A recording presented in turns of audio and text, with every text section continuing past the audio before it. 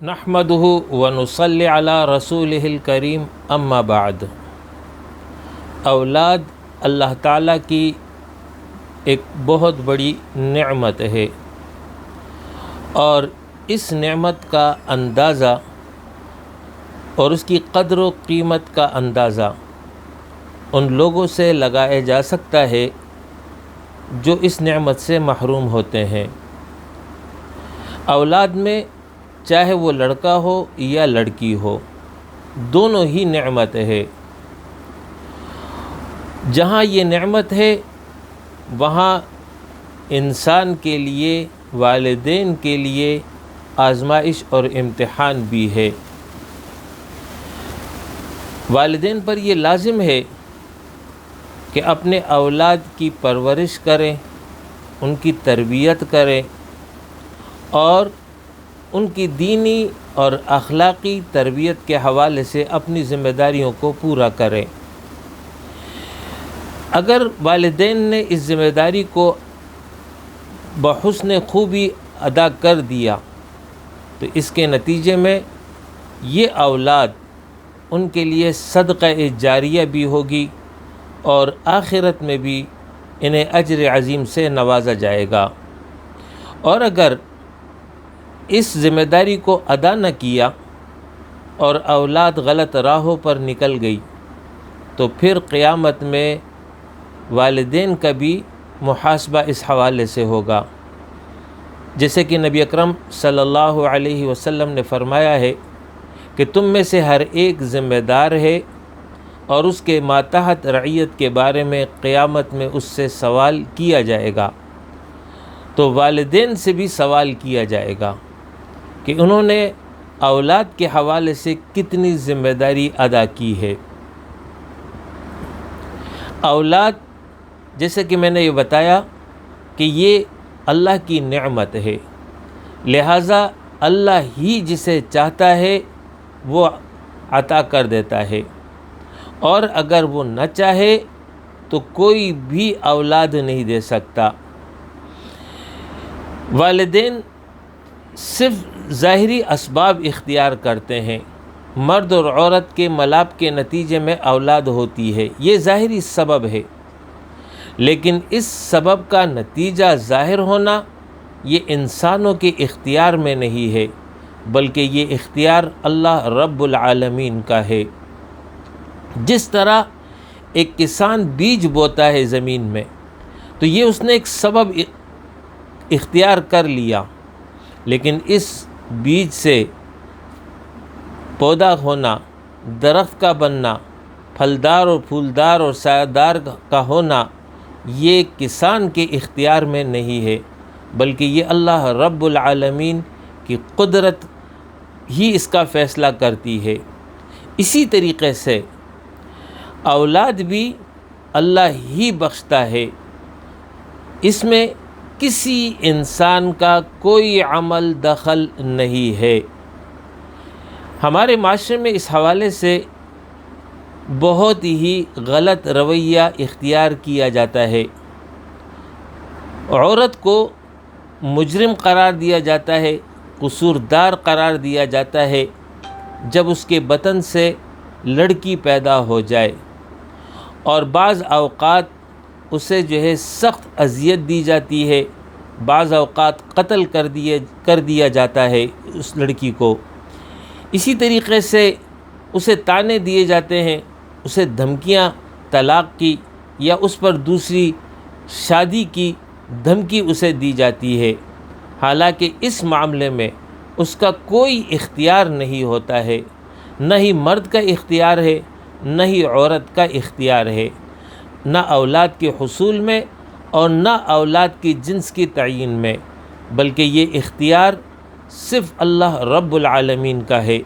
جیسے کہ ارشاد فرمایا، للہ ملک السماوات والارض، اللہ آسمان و زمین کی بادشاہی کا مالک ہے، اس آسمان اور زمین پر اسی کی بادشاہت ہے، وہی شہنشاہ حقیقی ہے، اسی کا حکم چل رہا ہے، اور اس کا ایک حکم یہی ہے کہ یخلق ما یشاء، جو کچھ چاہتا ہے پیدا کرتا ہے۔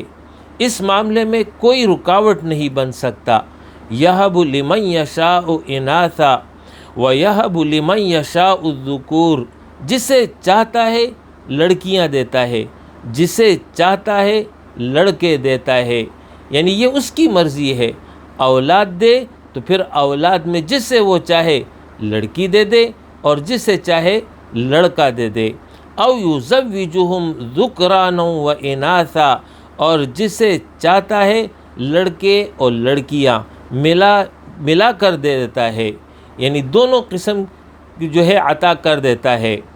وَيَجْعَلُ مَن يَشَاءُ عَقِيمًا، اور جسے چاہتا ہے بانجھ کر دیتا ہے۔ تو یہ بانجھ مرد کے اعتبار سے بھی ہے کہ اس کے نطفے میں وہ قوت ہی نہ رہے کہ جو اولاد پیدا کرنے کا سبب ہو۔ اسی طریقے سے یہ بانجھ عورت بھی ہو جاتی ہے کہ اس کے بطن سے اولاد نہیں ہوتی ہے۔ تو یہ کون کرتا ہے؟ اللہ رب العالمین نے فرمایا کہ یہ اللہ ہی کرتا ہے، اور پھر فرمایا کہ انہ علیم قدیر، وہ یہ کام کیوں کرتا ہے؟ وہ سب کچھ جانتا ہے، اس لیے وہ یہ کر رہا ہے۔ اور کیسے کرتا ہے؟ قدیر، اس طرح کہ وہ ہر چیز پر قادر ہے، اسے یہ قدرت حاصل ہے، لہٰذا اسی کا یہ اختیار ہے کہ جسے چاہے اولاد دے اور جسے چاہے اولاد نہ دے، پھر اولاد میں جسے چاہے صرف بیٹیاں دے یا صرف بیٹے دے یا دونوں قسم کی اس کو جو ہے عطا کر دے۔ لہٰذا اس معاملے میں کسی کو بھی قصوردار نہیں ٹھہرانا چاہیے۔ یہ بات اللہ رب العالمین نے یہاں پر واضح طور پر فرمائی۔ پھر اس میں لفظ ذکر کیا ہے یہب، یہب یعنی ہبہ، ہدیہ، تحفہ۔ تو جس طرح یہ ہدیہ اور تحفہ لڑکے کے حوالے سے ذکر کیا ہے، اس سے پہلے لڑکی کے حوالے سے بھی یہ لفظ ذکر کیا۔ فرمایا یہب لمن یشاء اناثا ویہب لمن یشاء الذکور، کہ وہ بخشتا ہے جسے چاہے لڑکیاں۔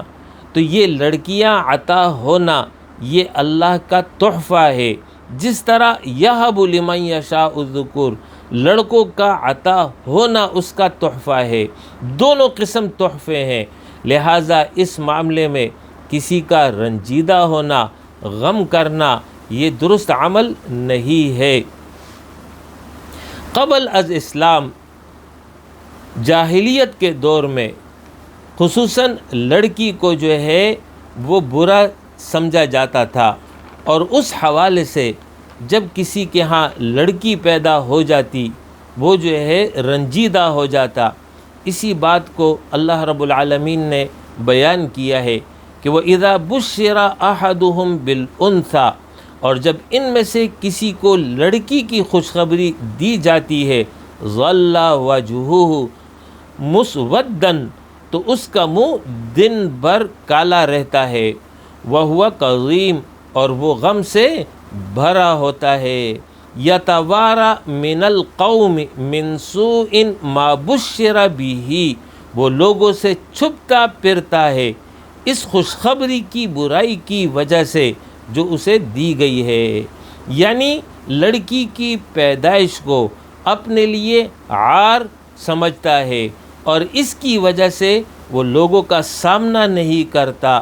أَيُمْسِكُهُ عَلَى هُونٍ أَمْ يَدُسُّهُ فِي التُّرَابِ، پھر جو ہے وہ یہ سوچتا ہے کہ آیا اسے ذلت کے باوجود رکھ لے یا اسے مٹی میں دبا دے۔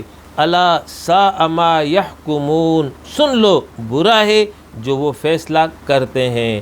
تو یہ جاہلیت کے دور میں اس طرح ہوتا تھا۔ اس کی ایک وجہ یہ تھی کہ وہ جو ہے اسے سمجھتے تھے کہ یہ بوجھ ہے، یہ ہم سے جو ہے خوراک مانگے گی، کپڑا مانگے گی، ضرورت کی چیزیں مانگے گی، اور عوض میں اس سے کچھ حاصل نہیں ہوگا۔ اس وجہ سے جو ہے اسے قتل کر دیا کرتے تھے، یا جو ہے یہ انہیں عار محسوس ہوتا تھا کہ یہ بچی جب بڑی ہوگی، اس کی شادی ہوگی، میرا کوئی داماد ہوگا، تو اس کو اپنے لیے عیب سمجھتے تھے۔ اسی طریقے سے لڑکوں کو بھی بعض لوگ مار دیا کرتے تھے کہ رزق جو ہے وہ تنگ نہ ہو جائے، کم نہ ہو جائے، اور اس حوالے سے اللہ رب العالمین نے فرمایا وَلَا تَقْتُلُوا أَوْلَادَكُمْ خَشْيَةَ إِمْلَاقٍ نَحْنُ نَرْزُقُهُمْ وَإِيَّاكُمْ، اور اپنی اولاد کو مفلسی کے ڈر سے قتل نہ کرو، ہم ہی انہیں رزق دیتے ہیں، وَإِيَّاكُمْ، اور تمہیں بھی رزق دیتے ہیں، إِنَّ قَتْلَهُمْ كَانَ خِطْئًا كَبِيرًا، بے شک ان کا قتل ہمیشہ سے بہت بڑا گناہ ہے۔ تو یہ گناہ جو ہے زمانہ جاہلیت میں رائج تھا، بالخصوص لڑکیوں کے حوالے سے، اور یہ جو ہے عظیم جرم ہے، اور اس عظیم جرم کے حوالے سے قیامت میں ان لوگوں سے باز پرس ہوگی، جیسے کہ ارشاد فرمایا وَإِذَا الْمَوْءُودَةُ سُئِلَتْ، اور جب زندہ دفن کی گئی لڑکی سے پوچھا جائے گا بِأَيِّ ذَنبٍ قُتِلَتْ، کہ وہ کس گناہ کے بدلے میں قتل کی گئی۔ ظاہر اس نے کوئی گناہ تو نہیں کیا، وہ تو معصوم تھی، لہٰذا یہ جس نے کیا بہت بڑا جرم کیا، اور اس کی سزا جو ہے وہ قیامت کے دن پائے گا۔ اولاد کا قتل یہ بہت بڑا گناہ ہے۔ اس حوالے سے حضرت عبداللہ ابن مسعود رضی اللہ عنہ بیان کرتے ہیں کہ میں نے نبی اکرم صلی اللہ علیہ وسلم سے پوچھا کہ کون سا گناہ اللہ کے یہاں سب سے بڑا ہے؟ آپ صلی اللہ علیہ وسلم نے فرمایا کہ تم اللہ کے ساتھ کسی کو شریک ٹھہراؤ حالانکہ اسی نے تمہیں پیدا کیا۔ میں نے کہا یہ تو بہت بڑا گناہ ہے۔ میں نے عرض کیا پھر کون سا؟ فرمایا کہ تم اپنے بچے کو اس خطرے کی وجہ سے قتل کرو کہ وہ تمہارے ساتھ کھائے گا۔ تو یہ وہ گناہ کبیرہ ہے جو رسول اللہ صلی اللہ علیہ وسلم نے اس حدیث میں بیان کیا۔ مزید عبداللہ ابن مسعود فرماتے ہیں کہ میں نے عرض کیا کہ پھر کون سا؟ آپ صلی اللہ علیہ وسلم نے فرمایا کہ تم اپنے پڑوسی کی بیوی سے زنا کرو، یہ بہت بڑا جرم ہے، گناہ کبیرہ ہے۔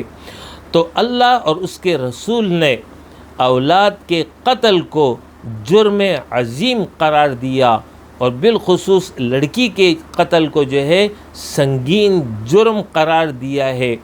نبی اکرم صلی اللہ علیہ وسلم ہمارے لیے اسوہ حسنہ ہے۔ آپ صلی اللہ علیہ وسلم نے بھی بیٹیوں کی پرورش کی، تربیت کی، ان کی شادیاں کی۔ آپ صلی اللہ علیہ وسلم کا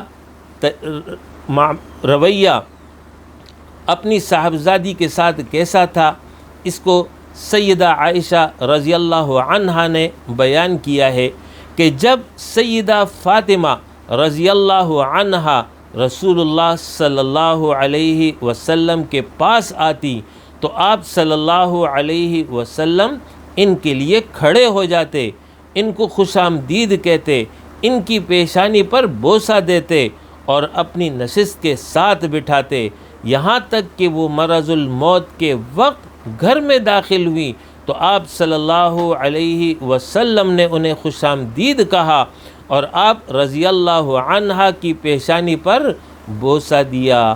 حضرت انس رضی اللہ عنہ بیان کرتے ہیں کہ بالعموم سفر سے واپسی پر آپ صلی اللہ علیہ وسلم ازواج مطہرات کے حجروں میں جانے سے پہلے سیدہ فاطمہ رضی اللہ عنہا کے گھر تشریف لاتے، لہٰذا یہ وہ اسوہ ہے جو آپ صلی اللہ علیہ وسلم نے اہل ایمان کو بتایا کہ اپنی اولاد سے محبت کرو، اپنی بچیوں سے شفقت کا رویہ رکھو اور ان کی جو ضرورت اور حاجت ہے اس کو پورا کرو۔ اس حوالے سے آپ صلی اللہ علیہ وسلم نے ترغیب بھی دی ہے اور اس کا عوض اور اجر بھی بیان کیا ہے۔ سیدہ عائشہ رضی اللہ عنہا بیان کرتی ہے کہ ایک عورت میرے پاس آئی اور اس کے ساتھ اس کی 2 بیٹیاں تھیں۔ اس نے مجھ سے سوال کیا، میرے پاس صرف 1 کھجور ہی تھی، میں نے وہی اسے دے دی۔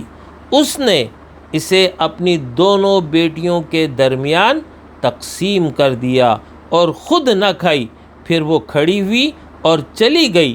نبی صلی اللہ علیہ وسلم میرے پاس تشریف لائے تو میں نے آپ صلی اللہ علیہ وسلم سے اس کا ذکر کیا تو آپ صلی اللہ علیہ وسلم نے فرمایا، جس شخص کی ان بیٹیوں سے کسی طرح آزمائش کی گئی اور اس نے ان سے حسن سلوک کیا تو وہ بیٹیاں اس کے لیے جہنم سے آڑ بن جائیں گی، یعنی یہ سبب ہوں گی کہ اس کو جو ہے جہنم سے محفوظ کر لے، جنت میں داخل کر لے۔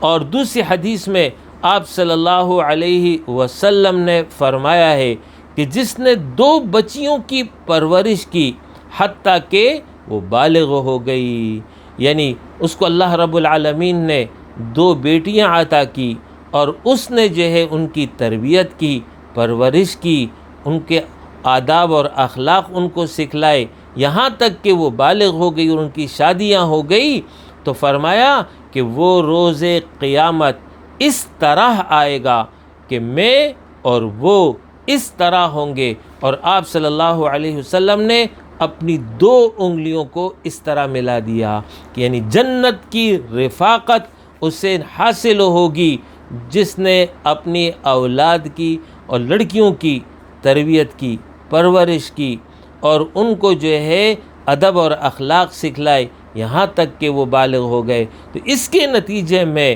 وہ جو ہے رسول اللہ صلی اللہ علیہ وسلم کے ساتھ جنت میں ہوگا۔ تو یہ عظیم الشان خوشخبری ہے لڑکیوں کی پرورش پر۔ آپ صلی اللہ علیہ وسلم کی تعلیم یہ ہے کہ اعدلوا بین اولادکم، اپنے اولاد کے درمیان عدل کرو، یعنی سب کے ساتھ یکساں رویہ ہونا چاہیے۔ یہ عدل محبت میں بھی ہو، یہ عدل ہدیہ اور تحفہ میں بھی ہو، ایسا نہ ہو کہ ایک سے محبت ہو دوسرے سے نفرت ہو، لڑکے سے محبت ہو لڑکی سے نفرت ہو، یہ طریقہ درست نہیں ہے، بلکہ سب کے ساتھ محبت والا رویہ ہونا چاہیے، شفقت والا رویہ ہونا چاہیے۔ اسی طرح ہدیہ اور تحفہ، اگر کسی ایک کو تحفہ اور ہدیہ دے رہے ہیں تو پھر باقی اولاد بھی ہو ان کو بھی ہدیہ اور تحفہ اسی طرح برابر دینا چاہیے۔ یہ نہیں کہ لڑکے کو دیں اور لڑکی کو نہ دیں، یا لڑکے کو زیادہ دیں لڑکی کو کم دیں، یہ طریقہ درست نہیں ہے۔ بعض حضرات وہ جو ہے زندگی میں اپنی جائیداد تقسیم کر دیتے ہیں اور وہ جو ہے اس کو میراث کے فارمولے کے مطابق کرتے ہیں کہ اس طرح لڑکے کو 2 حصے اور لڑکی کو 1 حصہ۔ تو یاد رکھیے زندگی میں میراث نہیں ہوتی ہے، بلکہ زندگی میں باپ جو کچھ دیتا ہے وہ ہدیہ ہوتا ہے، تحفہ ہوتا ہے۔ لہٰذا جب یہ ہدیہ اور تحفہ ہے تو اس میں سب کے ساتھ برابری ہونی چاہیے۔ یہ نہیں کہ لڑکا ہے تو اس کو زیادہ دے، لڑکی ہو تو اسے کم دے، نہیں، بلکہ لڑکی ہو یا لڑکا ہو سب کو جو ہے مساوی دینا چاہیے۔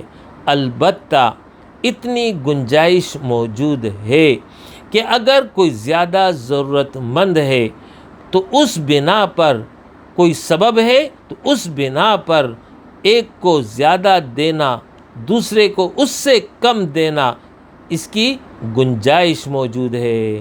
جیسے سبب یہ ہے، مثال کے طور پر 2 بیٹے ہیں، ایک بیٹا اچھا کماتا ہے، دوسرا اس کی آمدنی کم ہے، تو جس کی آمدنی کم ہے اس کو اگر زیادہ دے دیا جائے تو یہ منع نہیں ہے۔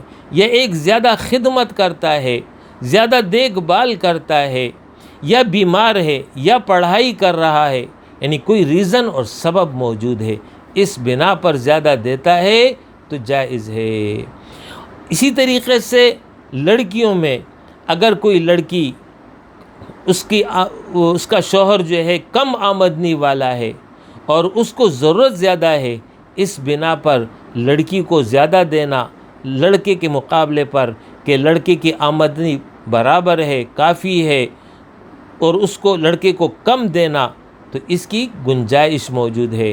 لیکن بلا سبب بغیر کسی وجہ کے لڑکی کو کم دینا، لڑکے کو زیادہ دینا، یہ درست نہیں ہے، بلکہ لڑکا ہو یا لڑکی ہو سب کے ساتھ مساوی رویہ اور سلوک ہونا چاہیے، سب کے ساتھ محبت اور سب کے ساتھ شفقت کا رویہ رکھنا چاہیے۔